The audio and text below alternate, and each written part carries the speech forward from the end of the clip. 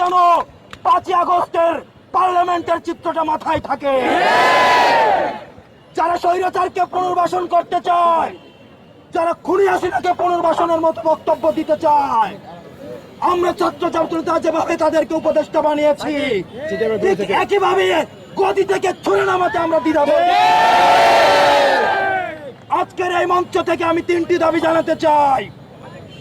1 নম্বরে, যারা খুনিদেরকে পুনর্বাসন করার জন্য ব্যাকস্টেজে মেকানিজম করছেন, আপনাদের এই প্লটিং এর আমরা 20 দাগ ভেঙে দিব।